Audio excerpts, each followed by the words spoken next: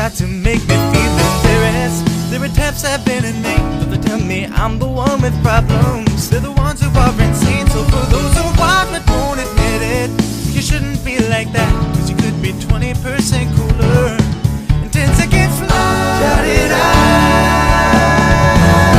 I'm proud to be a Brony. Yeah, yeah. I'm proud to be a Brony. Hello, mayors and gentle cults, my fellow bronies. Welcome to another edition of I'm Brony and I'm Proud. I've got Alexander Carroll with me. Hello, Alex. Hey there. How's it going over there? It's going well, mostly in calm weather. Good to hear. So, man, how did you become a brony? I was playing on a couple of game servers. It was a cinema mode, so people would request YouTube videos and it would play up for all to see. Let's just say a couple of bronies wander in and they start bombarding the main theaters with it. Of course, I'm sitting there going, what's this?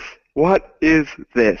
Everyone's going off it, everything's going nuts, and I would say I forget about it for around 6 months because really that was the first exposure. And the second time I just start seeing it popping up on message boards and all that. I'm like, so this My Little Pony thing, grown men watch it. What is the fuss about? Watched an episode and then, well, now I'm here. So what's the long story? Oh, the long story was, I would say I was probably dragged in by the people, some of the regulars on the servers that were doing it, constantly dragging, it's like, oh man, you would like it, just watch it, just do that, and it was just months of me going, nope, no, I'm not going to watch that, and just generally them finding it after people were posting about it and going, oh my god, I can't believe people watch this, and huge arguments had ensued. Yeah, it starts off that way. It's like, really? And then it's like, and then it's like, okay. And then before you know it, oh my gosh, I can't live a life without ponies. It doesn't happen overnight, although sometimes it can. Yes, that is true. So, tell me about yourself. What makes up the rest of the picture that is Alexander Carroll? A student currently doing year 12 BC, so a lot of exams coming up. Big boat right now, and hopefully going to go through onto university. Aside from me just playing games randomly and doing schoolwork and all that, there isn't really much to me. So what subjects have you done this year at BCE? Legal studies, biology, further mathematics, English, and business management. There we go, that's all 5. It sounds like the makings of a deadly weapon in the world somehow. Legal, biological, and business. What do you want to study at uni? Law honours degree, so 4 more years of study. Woo. You're going to love it, man. When you get in there, you're studying what you want. You don't have a bunch of teachers breathing down your neck because, most of the stress comes from the teachers. That is true. Although, I was a teacher's pet in high school and I did all art subjects, so, the last time I heard that the enter-score system had changed. It used to be out of 100 and now it's out of 10. Is that still the case? The only change I know happening to enter is it's now ATAR because it's national. It's still a percentage, so you still have to get example, if you want to do medicine, 90% ATAR most unis. Awesome. Which uni would you like to go to? To some degree, the uni does put into it somehow because it's how they teach it. I would say things like Monash are all mainly theory-based, whereas if you look at RMIT and Victoria University, they're more problem-based learning. And depending on your industry, you may need to have that problem-based learning, or it may assist you or make it easy to learn. Things like that. That sounds really good. I mean, that's how I naturally approach things. Filmmakers, my trade on paper, but I would classify problem solving myself generally if it's either design related or, it's my skills doesn't just go from film, it's IT and it's design and a whole bunch of things. People say, oh, can you do this? And it's like, well, yeah, of course I can. Then I will find the solution on YouTube and then I'll do it. Well, an example is directing, and a major point is you get given a scene and that's your problem, and your solution is to work with the team to sort of get the scene that you have from what you've read on the paper. So yeah, problem-based learning is sort of everywhere. That's why some universities are actually more geared towards it. It's less of the old ones and more of the new. Now that's a great quote. That's going in the can. I like that. I don't know how many universities are theoretically based, but it's a practical world. I forget how many filmmakers are turned out each year, and it's the amount of work available. I mean, there's a lot of it, but it's sort of like a bit of chaos. One, it's a technological shift, and then there's also, the interpersonal shift. So for me, when I started, it was just traditional media, film and TV, that kind of thing. And now it's direct content through social media. We, as individuals, we use that every day. The problem solvers also to be educators, which is sometimes frustrating. At the moment, that's how it is. I mean, it's kind of funny with social media and the internet. I know my youngest brother, he was on the computer when he was 2 years old. Nowadays, a 2-year-old is already on their iPhone for some reason. One thing that is definitely odd is you're talking about, they're on before they're born. An example is at one of the school tours, we had like the load of the next year's preps coming through and all the prospective parents. And this kid, he can't walk, he's still pram-bound, is sitting there tapping away on an iPad. He can't walk yet, but he will still tap away. Makes you wonder, doesn't it? You know, in the past, we were looking at generations in terms of people. And nowadays, we look generations in terms of digital generations that are kind of fused with the biological. And you're thinking, where we're headed? It's like now kids that young using iPads. I mean, one can only wonder what the next fused generation will be. I mean, you know, the cliche, walk before you can run. Walk before you can tap. That's a good one. We haven't seen the long-term effects yet. It's that kind of introduction to technology or use of technology. Will it have medical impacts in the future? Will it hinder learning, or would it actually enhance it? What do you think? Generally, video games teach a lot of immediate success states. You beat the boss, you get the good job, and you're pretty much there. But you don't have that as much in real life. Like if I go and set off on the track of building a house, I may build the house, but nobody's going to immediately come and say good job. There's still a while before you get that success state. So everything may start becoming a whole lot more short-term. Medically, it may actually assist. There's an example of, I remember with HIV, they were having problem trying to solve a portion of the RNA. What scientists took like 4 days to really twist their heads around, someone modeled the same problem in a game, I think it was like the structure, and wanted them to unravel it in a certain way. And gamers did that in 4 hours because it's just that alternate problem learning, alternate problem solving. Fantastic. So what messages on problem solving do you think My Little Pony has for both the Brony audience and even an audience as young as the youngest iPad user?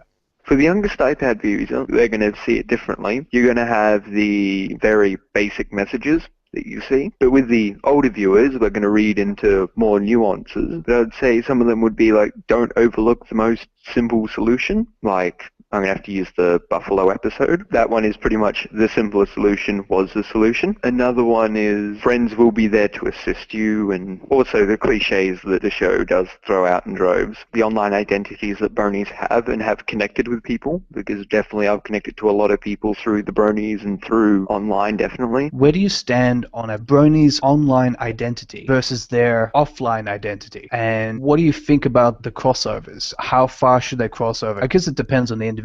And I guess the question is, how far does yours cross over into your offline life versus your online life? With my online life, I typically portray myself as I do in real life. You would have to check with people that I talk to regularly. Typically, that is me. I would say generally in an RP sense, especially when it comes to ponies, my pony isn't exactly as much different from me. That's because I'm mostly poor at RP and it's easier to go, how would I react? Giving me some food for thought, that's for sure. That subject of evolution. What do you think My Little Pony is headed? If it's going to go past season 5, or the most controversial one at the moment is Twilight being an alicorn. A lot of theories surrounding that, especially with how I believe it was one of the writers was tweeting that Twilight would not outlive her friends as alicorn immortality. There was actually a good post on a couple of places I frequent about that, and it seemed like the biggest one was that alicorns only live as long as the elements that they're based off of, the sun, the moon, love, and friendship. And as Twilight's friendship is mainly held with her friends, she wouldn't outlive her friends by that regard. Evolution of the show, it's going to continue going as long as both DHX,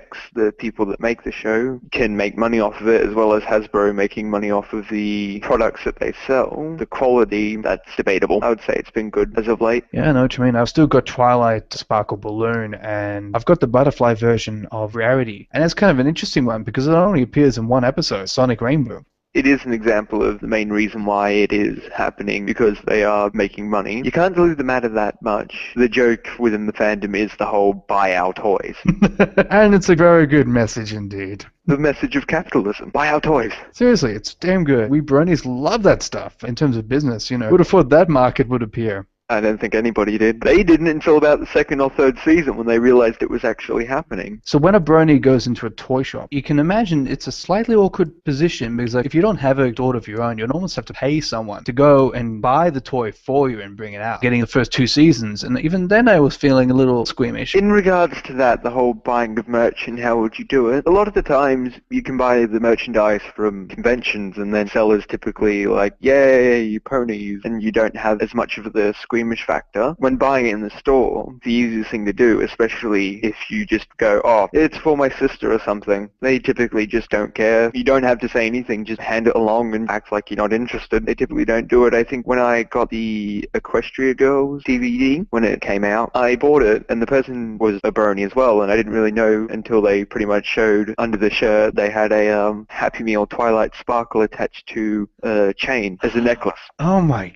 goodness. Talk about your cross-capitalism right there. I guess when it comes down to you talking about capitalism in a free market, who cares what you support? Who cares what your affiliation is? You know, your gender and sexuality, etc. You know, as long as you're buying stuff and, you know, you're giving them money and you're getting what you want, it really doesn't matter. As long as money is continued to be made, people don't typically question it. That should really be how it should be for me in politics, which mixes religion with public interest. And I always think that it should not be the case for a more economically driven Australia. Let's say equal marriage as an example. There's more money to be made from happy people than sad people. There's money to be made regardless if you're going to take the true capitalist stance. The problem you have, it's all going to come down to people's belief, and mainly the politicians just ask, am I going to get elected next election if I do this? Almost like it's about picking what's popular. Yep, hence why things are going the way they are. But straying off politics, which can cause controversy, how about them poems?